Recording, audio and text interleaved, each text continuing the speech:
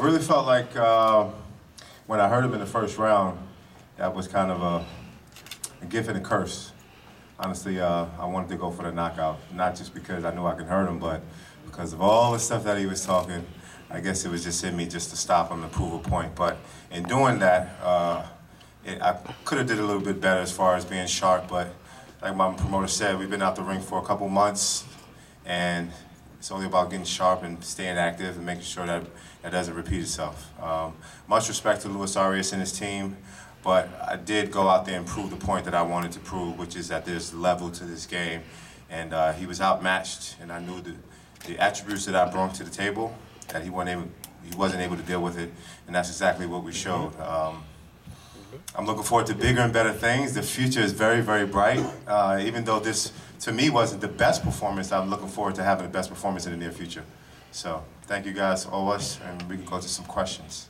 Danny, not sure if you caught the tail end of his post-fight, but John David Jackson had a lot to say. He said you were a cruiserweight in the ring, essentially, and then he made a big deal that you came in, you know, huge, like in a whole different weight class than Lewis. Dude, I know you hate being, you know, getting that accusation post the Triple G fight. That's been a big thing of you not weighing in on the scale. Can you make a comment on that? Well, I mean, I make middleweight, and I'm probably the biggest middleweight because I skip leg day. You see my legs, I'm skinny at the bottom and I'm big up top, right? So it's not my fault, that's just the way things work, but I'm just a really big middleweight, and I can make it easy. This camp for me was the easiest, and big shout out to Xavier. This camp was the easiest that I've made 160. I was able to have breakfast the morning of the weigh-in. I was able to feel good and feel strong. I can't help it if I'm a big middleweight, but that's not an excuse for anyone, because if you're an elite, then you're elite and you know how to avoid certain shots, and I don't think he was really able to avoid much. I mean, he held and he grabbed and, you know, he ducked and dodged, but I'm just an elite fighter. It just so happens I'm one of the biggest middleweights in the world. Sorry, what's... Danny, yes, sir. Congratulations. Thank you. Arias held a lot. Did the referee ever address that, you know, when he was speaking to you guys? Because it didn't seem like it to me.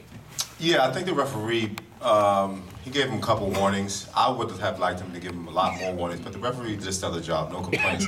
He was in survival mode from the first round on. Once he got hurt, he was in survival mode. And it's really hard to stop a guy who's like experienced with the survival skills. He was grabbing, he was ducking, he was holding, and I really wanted to display my skills, and my trainer kept telling me, put your combinations together, start from the body, because that's where he would start when he started holding.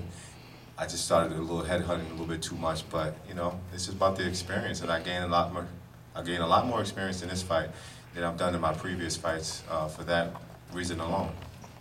Danny, was he better defensively than you thought, or would you not even say that he was being defensive because he was so looking to survive? How do you see it? Yeah, I don't think it was, because when you know, there's a difference from being defensive and trying to really survive. I mean, he swayed a couple punches, but like I said, I was really aiming to get the knockout. So at times it seems if I was swinging and missing, it's because I was really anxious. But I don't think he was the best defensive guy that I fought.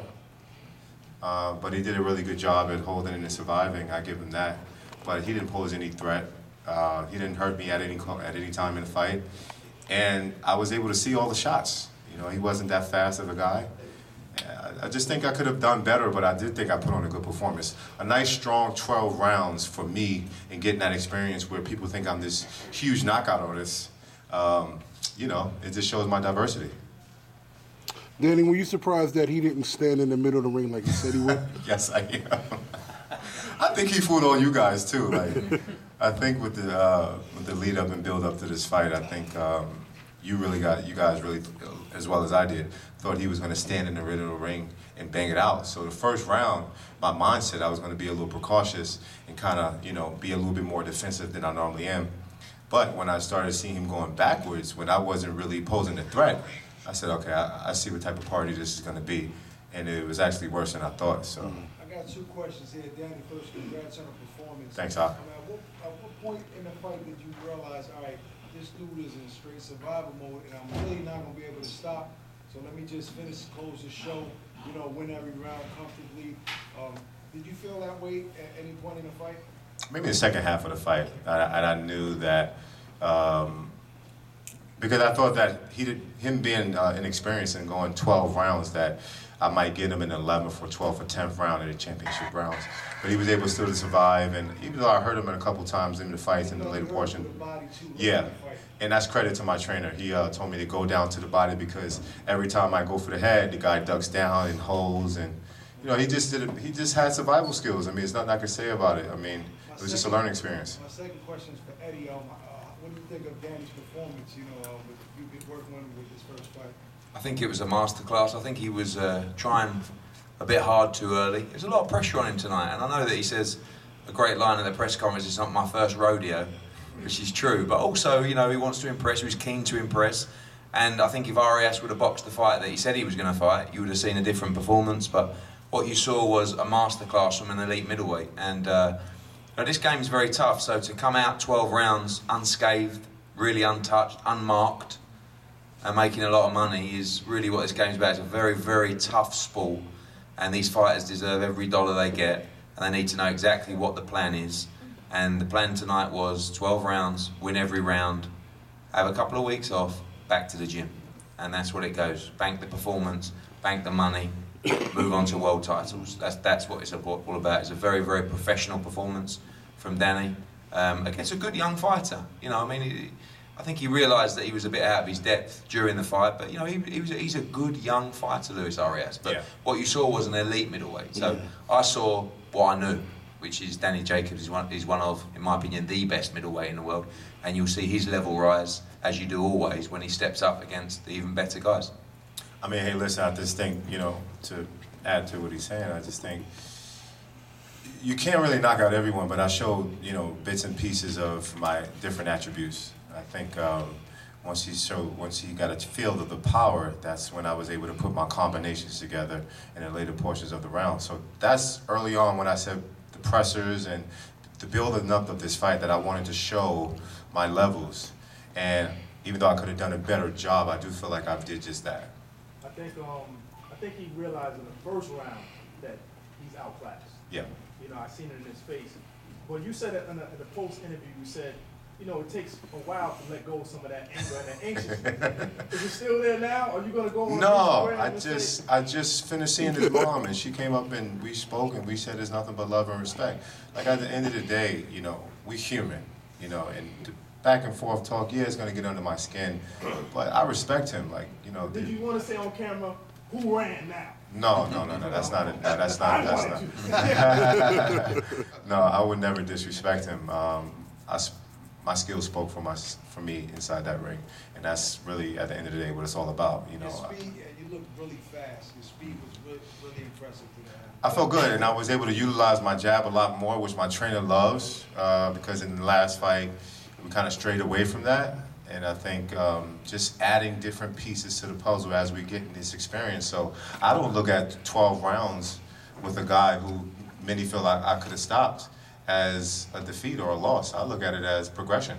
Well, what it is that no one really knows him because he's never fought anybody. So we don't know if he can even be stopped. Right. Yeah. And that's the thing too. I've said leading up to this fight that you have to respect a guy like this because a lot of people in the inner circle, the boxing world, know this guy and he has respect amongst the boxing community. He's just not known to the world, and that's why I had to be on my A game and expect, you know, his very best. Congratulations, Daniel. Thank you. I know this week you've been sort of avoiding looking further than Luis Arias and giving him the respect that he deserves. Absolutely. Now that's done, who would be your #1 target if Eddie Hearn could make something happen for you? My #1 target. I mean, how do you say a #1 target in a division with so many different great contenders and champions? Obviously, I want to go for the best. But if it doesn't happen, then we have a list full of guys that we can pursue. And it's ultimately about really what the fans want and what makes sense. With David Lemieux and Billy Joe Saunders being tied up, as we spoke about, looks like Canelo Golovkin's going to be potentially tied up. Does that leave Charlo? Would that be a fight to tick your boxes? Charlo, like I said before, I want to fight the very best. And Charlo just moving up to the middleweight division. You know, some would say he has a lot to work for. Some would say he hasn't really proven anything to be calling out these big names and stuff like that, but I'll definitely give him a shot. What about some of the British guys who just had that exposure back in the UK? Yeah. There's some great middleweights back on the UK shores, like some Martin Murray. I'm sure he would jump at an opportunity. Does that interest you? Does that think I'm not sure if Martin Murray makes sense. I think that's going a little bit further down the line. I respect him, but I just think we want fights that make sense. We want fights that's going to catapult our careers to the next level, not fights where people expect us to win. Yeah. Danny, with the success out of the southpaw position. I think maybe even the knockdown occurred when you guys switched to southpaw. Oh, I didn't. I forgot. It was a. Oh, okay. Yeah, my bad. I forgot I knocked him down. Is that something that maybe we can see come out earlier in your fights, or do you wish you had kind of switched around earlier? Because it seemed confusing. Well, I mean, I just really, once my jab was flowing, I just stuck to what worked. And I switched southpaw to see if I can get the knockout because I wanted to go for overhand left. But it's just how I feel in the middle of the ring. It's how I feel in the moment. And it comes out when it's necessary. But I love switching southpaw. As you've seen, I've been doing it my whole entire career. I'm pretty good at it. I could be better, right, Pops? Could be a lot better, but boxing is a forever going learning process, and I'm always going to be a student of the game. But it seems like you're more effective from the southpaw stance. Could you fight an entire fight? I believe I can fight an entire fight, but you got to understand. All right, Andre. Don't talk my baby. All right. Don't talk my baby into trying. Not yet. But see, you got to understand, I have respect for this game. And when you're at an elite level, you have to fight elite. And fight an entire fight southpaw, I don't know. I mean, I would love to do it, but, you know, I have to choose wisely who I do it against. after fighting Triple G and seeing, you know, Triple G and Canelo, do you still consider Triple G the scorpion of the division? No, I think I'm the scorpion of the division. I just think I'm now the most avoided guy, where Triple G had that claim. But like I said before, my job is really to continue that ladder because I don't cry over spilled milk, and I hate talking about, I felt like I won the fight, I felt like, and then people, you know, it's just a forever going argument. But I'm going to continue, now that I have this new chapter, I'm in a great position, you know. We're chasing these guys, but we don't need these guys. We're going to do what we have to do because at the end of the day, as long as I do what I have to do in the ring and win, it's going to be by popular demand. And they're not going to have a corner to run to because, you know, the people speaks for, you know, what's real. Danny, to use Yes, sir. an expression you like to use, what level do you see yourself on right now? Right now, what level? I mean, I'm at the top level, I believe. I'm just a little rusty now, but in my next fight, I think I'll be a lot more sharper, depending on who we fight. I think you'll be able to see the same skills and more. 1 of 3 is the answer. That's the level. Danny, how soon do you want to get back in there? You keep talking about the rust. How many months? We're going to be back in there in April. We're going to have the date, the venue, and the specifics. What, in a week's time? Couple days? Yeah.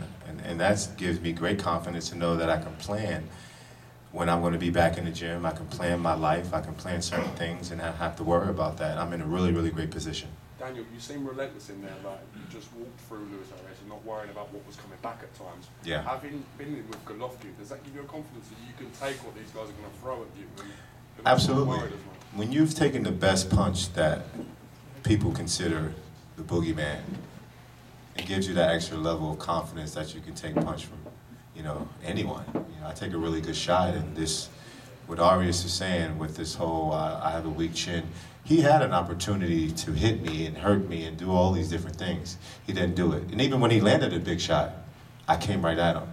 You know, sometimes I was doing certain moves and abandoning my defense just to show him, like, come on, I want to fight. I want to do exactly what you say. I don't want to run. And I never took a step backwards. Eddie, could we expect to see, I don't know, you came all the way from the UK to showcase. I like that hat, man. Nice Batman hat. That's what it is. Yeah. I know you came to showcase Danny Jacobs tonight. Danny, great performance. Thank you, brother. Also, we saw Jarrell, Big Baby Miller in there. He spoke about Dillian White, possibility of that fight happening, and HBO being involved with Danny. I'm sure he didn't get involved with that network, neither did you, not to say that Luis Arias isn't a big name, but we could expect to see a bigger name opponent in April alongside Danny and maybe a Dillian White, Jarrell Miller situation. Could you talk about that possibility? Because, I mean, it would seem that you wanted to showcase him to a British UK audience, in as much as, I mean, we already know Danny here. So. Yeah, I mean, I think that the UK audience is very mature now in terms of boxing. There's a lot more fanatical audience in the UK than there is in America in terms of knowledge, in terms of, you know, they'll be sitting up tonight watching Danny Jacobs box at 4 o'clock in the morning. And, you know, there's no plans to box in the UK yet. We're not going to rule that out, but his next fight will be in Brooklyn. And Jarrell Miller's a part of the plan as well, because, you know, I think the Dillian White fight's a great fight as well. In terms of Danny stepping up to the next level, he's quite right. You know, we will do what we want to do, but we understand we have to provide good quality fights and fights that people are interested in. In an ideal world, he'd fight Golovkin next. You know, and if that was available and the rematch didn't happen, maybe we do that. If not, we'd like to fight the winner of Saunders Lemieux. If we can't do that, maybe we fight Charlo. If we can't do that, maybe we fight someone else.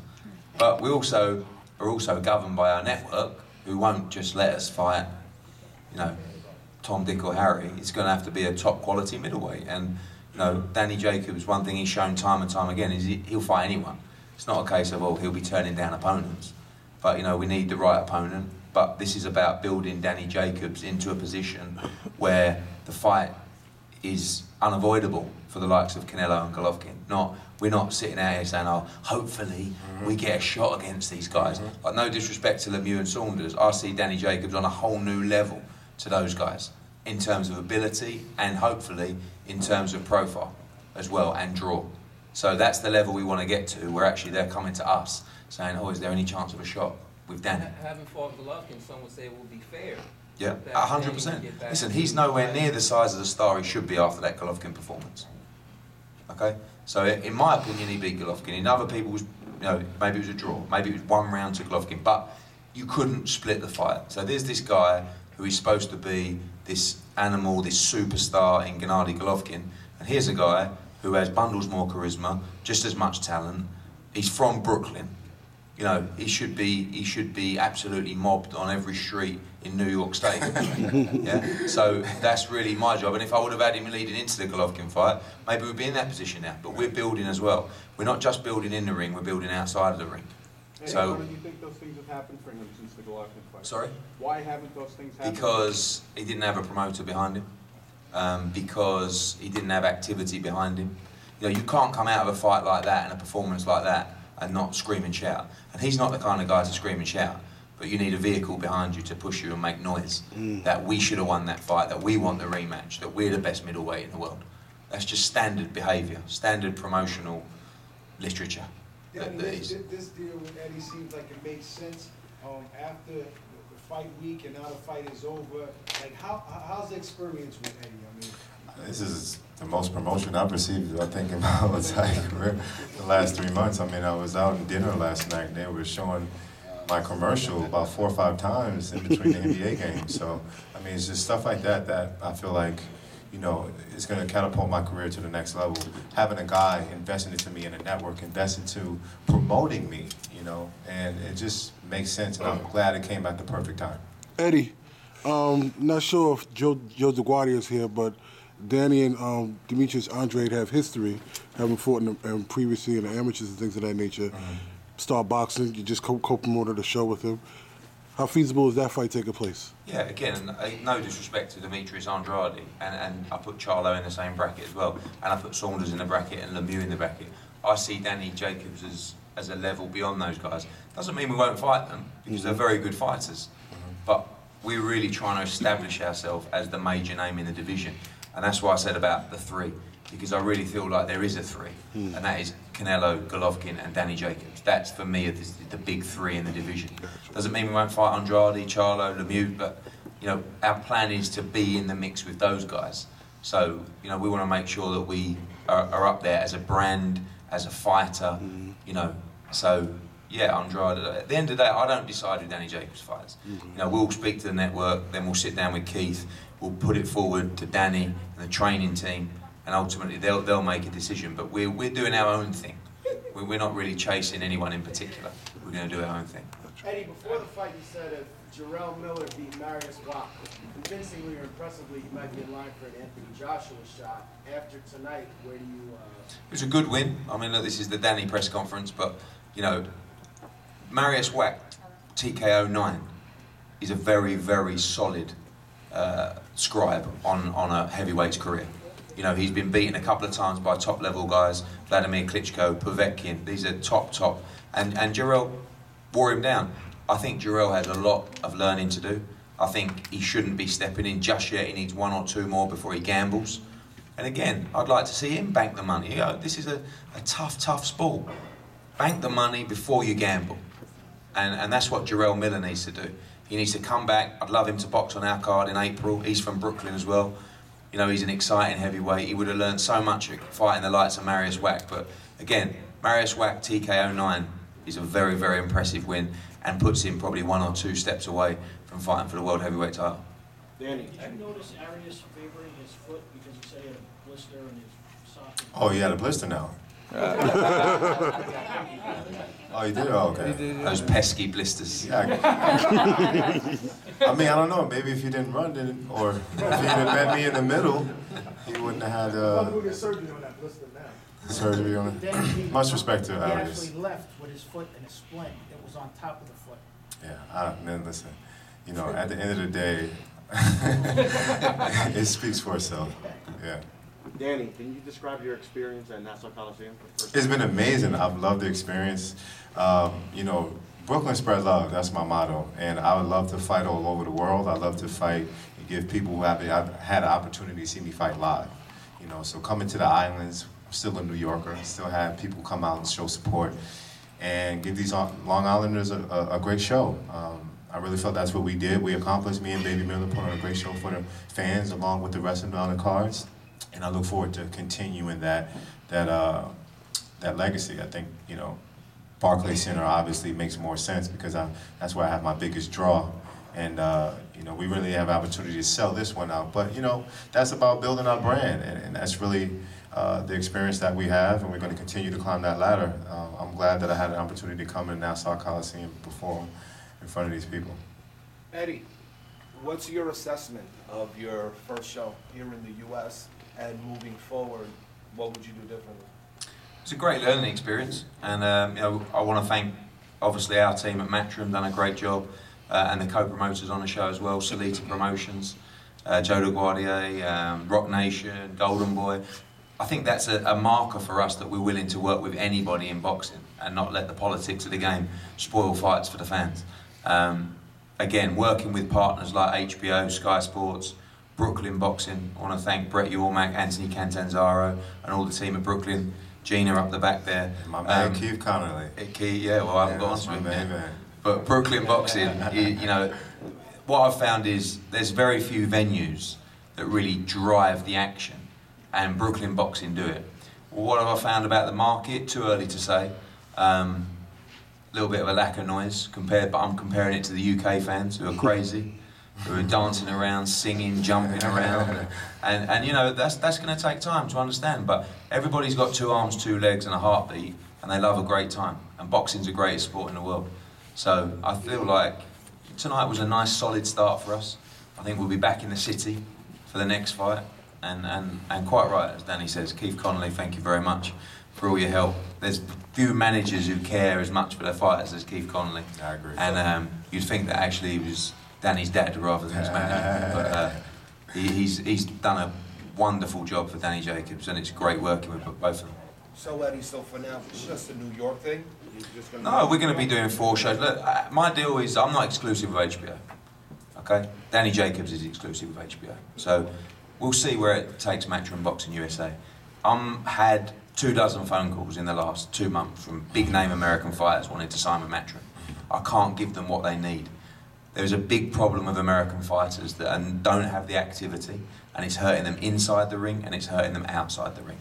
So Daniel Jacobs is the flag bearer for Matchroom Boxing. He's the ambassador for Matchroom Boxing, and we're going to put all our focus into him right now, and we'll see where it takes our business. But I don't want to start signing 20 fighters and promising this and promising that, and they're only boxing once a year, and I can't really get behind them. I can't deliver them the TV dates. That's no good for anyone. So luckily for Danny, he gets our full attention for now. And listen, maybe in 6 months' time, maybe in a year's time, we've got 12 dates a year. I need 12 to 16 dates a year from a network. That's what I need. Thank you. Eddie, any conflicts with Frank Warren and Saunders in regards to British TV? Yeah, listen, I haven't got the best relationship, but I'd still work with Frank Warren, no problem. But, you know, I think Saunders has shown his willingness to travel. You know, I don't know how long he's got left on his contract with Warren, but he's willing to go to Canada. So I don't see why he wouldn't be willing to come to New York for a payday. I know Billy Joe Saunders very well. I've talked to him often. And he's a little bit crazy, but he likes, as we say in Britain, he likes a pound note, which means he likes a dollar. So, again, Billy's a very good fighter, and he's world champion, but I don't perceive him to be like Daniel Jacobs, you know, and but he has a belt. And, you know, all this building the brand, all this sort of stuff, we're still in it for the glory. Right. We're still in it for the belts. You know, as much as Danny wants to be a star and listen to me talking and building him up, he wants a belt around his waist. Very true. So that's the end goal. But we're only in the short term now. I have one more question if anyone's got one, guys. What were you saying to him during the fight? Were you saying don't run? Yes, I was. That's exactly what I was saying. And then I was pointing to the ground. You know, when you make your foot go across, like, hey, listen, this is where I'm going to be.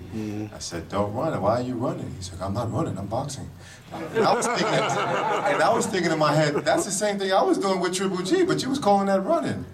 But, you know, I called this bluff, and you guys were able to see exactly what I was saying, that there's levels to this game. I have nothing but respect for that young man, him and his family. He was a great opponent, but I went out and showed that there was levels to this game.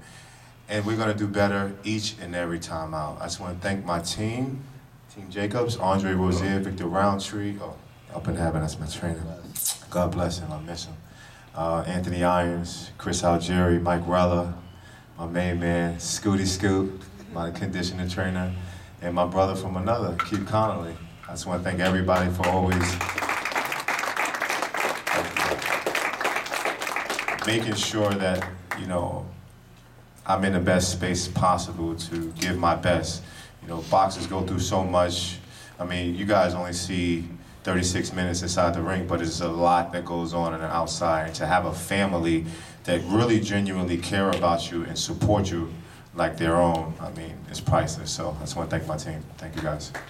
I'd just like to say as well, great job, Coach. Great job, Chris Algieri as well. Great job on the way. And Scooter, I'll tell you what, I've not seen a fighter work that hard over 12 rounds and still not be breathing. Well done. Well done, guys. Thanks for Thank you so much, guys. Thank you.